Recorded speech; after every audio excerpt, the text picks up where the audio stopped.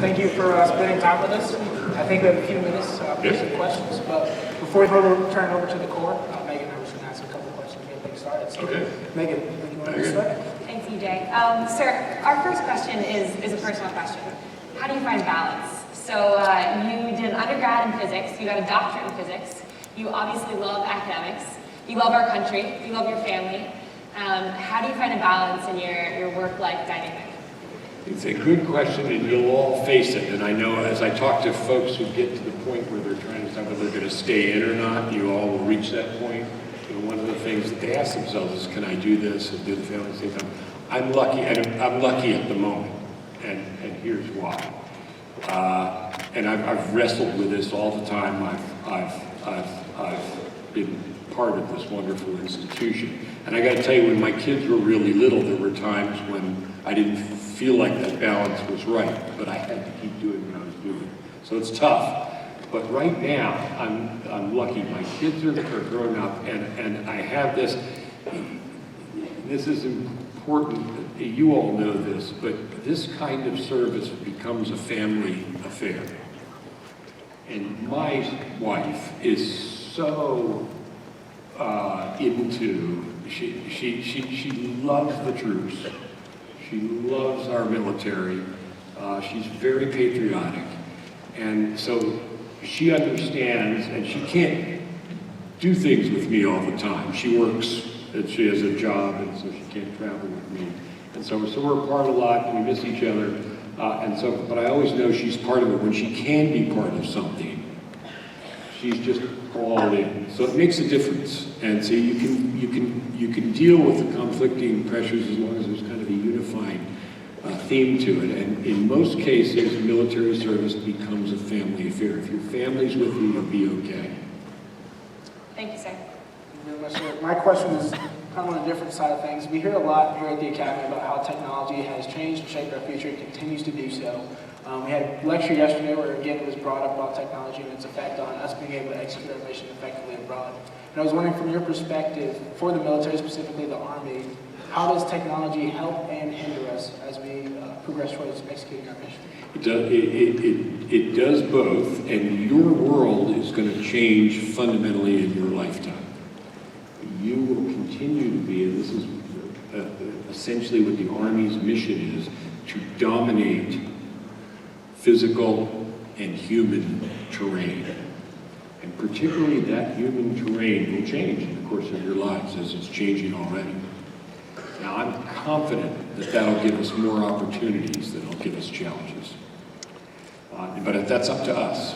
And that's why it was so great to see the ingenious people around here that I was with today, and why I stressed ingenuity. Keep thinking, be open to things, challenge your leaders. Good leaders respect that. They know that. They want that. They want that ventilation and that upward stream of young people with different ideas. Because remember, I know, I grew up in a different world. So I'm different from you. You grew up in a different world from me. I got to understand that as leader. If I'm going to relate to you folks and get you to join us and stay, I need to understand how you see life. And you know, it's different. And you'll have to impact another generation. That's why it's so important to me to keep changing how we do things. At least be open to change things. I can't change the profession of arms. I can't change its basic ethos. I don't want to. I can't change the fact that you need to go where we tell you to go, mostly, because we need you where we need you. So you're not like any company and so forth. But that doesn't mean we can't learn from what else goes on in society and bring in their best ideas wherever they apply us. We've got to be open to that. And we've got to be open to the fact that not everybody's like us, but we need everybody to be part of the team. Sir, thank you so much. We have a lot of questions for you ourselves, but we do want to make sure we hit the cadets' questions. So we now would like to open it up to the cadets who have questions in the Corps.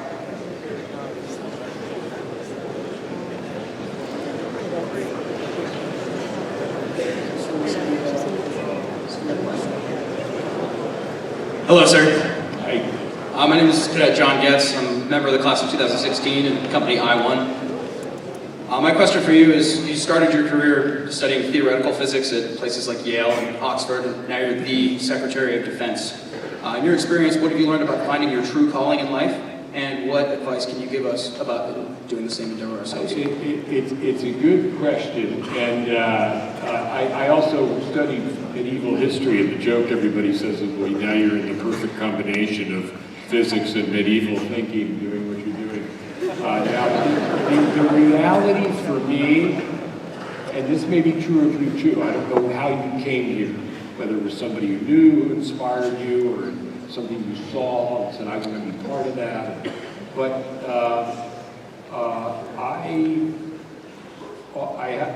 I didn't know I'd end up working in defense. I certainly didn't know I'd end up being Secretary of Defense. And I talk to a lot of young folks all the time because I like to do that. And they ask me advice in that regard. And here's the piece of advice I can say. I can't say for you what's right for you. But I always tell people, if you're making a choice, there are a lot of people who are very calculating. They say, well, I need to go do this because then that'll lead to that, and that'll lead to that, and that'll lead to that. And I said, when you come to those branch points and you really can't figure out which way to go, the way I always did it was I said I went with what I thought I'd enjoy most. I looked down that road and I said, do I want to wake up every morning and be doing that? Or do I want to wake up every morning and be doing that, hoping it leads somewhere else? And the logic of that is that if you like what you're doing and you think it's significant, you'll do well at it. And therefore you'll do okay. It's really important. And I found with physics, I got into this business in physics. It was the height of the Cold War, and I was working on problems related to nuclear weapons and strategic competition with the Soviet Union. And as a physicist, I found that when I worked on these issues and was part of decision-making about them, I had something I could bring to the table. And that was I had technical knowledge. And other people didn't have it, and that meant I had something to say. I had some angle on it that they didn't have. I could make a contribution. And it was the most important thing I could be doing. So you put those two things together, it doesn't get any better than that, right? You feel like you can make a contribution, and what you're doing is really significant. That was the magic combination for me, and I've loved it, and I love it to this day, and I love every day of this job. I'm so proud of this institution. It's been wonderful to be part of it. Thanks, sir. So I think we have time for one more question. Do the last question. Good afternoon, sir. My name is Austin Lamb, part of the class of 2019. My question is, what do we have to gain or lose from our relations with China, and how is the Army adapting to President Obama's policy of shifting to the Pacific? Well, an excellent question. And if you think about it, the Asia Pacific, I said it's the most consequential region for America, in America's future. Just do the math. And if you think about it, it's not in the headlines all the time, right? You get the Middle East in the headlines, you get Eastern Europe in the headlines, and the Asia Pacific isn't. Why? If it's so important, why is it? Well, the reason for that is that it has generally been an area of peace and stability for 70 years. And during that time, all the countries there have risen and prospered. Japan, South Korea, Taiwan, Southeast Asia, now China and India. And that's good. But they couldn't have done that without an atmosphere of peace and stability. What made that atmosphere of peace and stability? In a region that has no NATO, no formal structure, the wounds of World War II never really fully healed, no peace. Well, the important ingredient has been the United States. The pivotal role of the United States influence and the United States military there. That's what we aim to keep going with the rebalance. And it's not about keeping China down. It's about continuing an environment in which everybody can rise, including us. That's our approach. And to the Army's part, it's a very important thing. You might look, you look at a globe and you look out in the Asia Pacific and you say, geez, it's all ocean. What am I going to do with the Army out there? It's all water. I can see my navies out there. Why would we be out there? And the reason is this, I mean, first of all, conflict will always be where the people are, and they're not out in the ocean, they're on the land, and that's what you're about.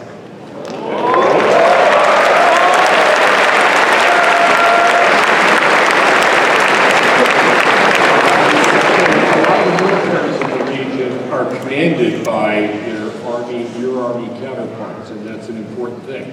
I want to commend the Army and the Secretaries of the Army and the Chief Staff of the Army who've been doing them, who've been sticking with the rebounds all these years.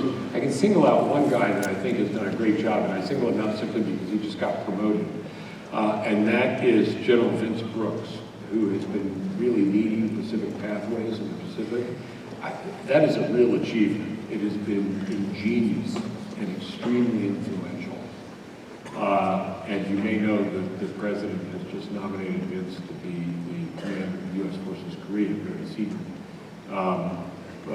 position in view of his skill, military skill, and political military skill. So the Army's all in out there, and it's incredibly important. Of all the things I named, the Army's central to each and every one of those challenges, and I'm confident it will be central to all of the challenges that I can't predict now, but that you'll have to deal with, of course, your career. Thank you. Go ahead. Go ahead. No, go ahead. There's another question. There we go.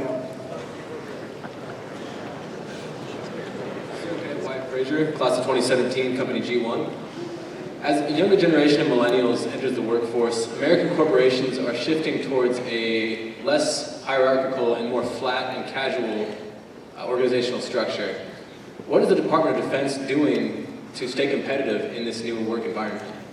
Well, it's a good question. We've got to stay competitive, and it gets to attracting and recruiting people. And it means we're going to have to keep thinking and keep changing about how we manage people. Let me give you a few examples of things that we're doing now where we're taking lessons from the private sector that I think we can apply to us in order to better bring in their best practices. I'll give you a couple of examples. One, I have a major effort department-wide to reach out to the technology sector so that we can increase the pace at which we innovate technologically. If you think about the vehicles that you'll be driving, the armored vehicles that you'll be driving, a lot of these things are decades old, right? And that doesn't mean they have any value, but we need to constantly upgrade your equipment. And if we operate programs on 10-year timescales, and the technology world is changing every year, guess what? We're going to fall behind. So we've got to be defter. That's a big push. Another one is to draw in some of what you're calling exactly right, flatter, more mobile institutions.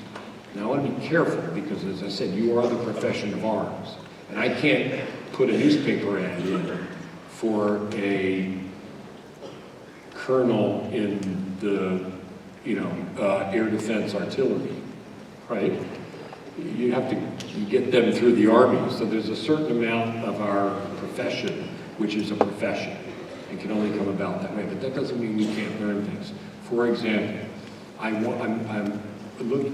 finding ways to send more of you out in the course of your career, out to the private sector, so you can see how they do things and bring back the best of those practices. Just recently, I changed our policies in a number of ways on family programs, like things like maternity and paternity leave. Now, that may seem in the future to you all, but there'll come a time if you decide to have a family where it's a pretty big deal.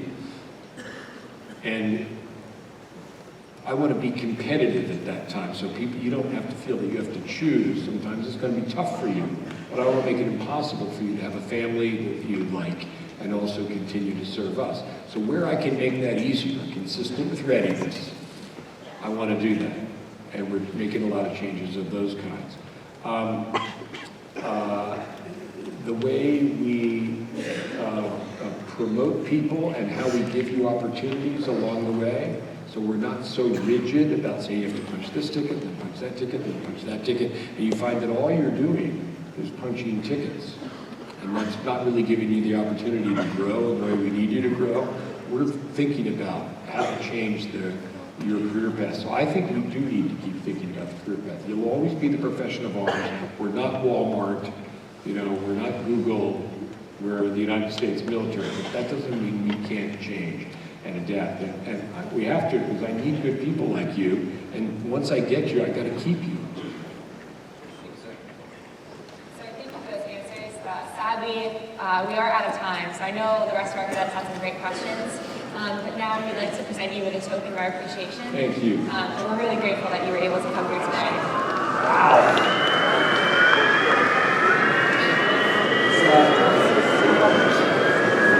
So on behalf of the United States Corps of Cadets and the Military Academy, I'd like to present you a small token of appreciation from us. Thank you.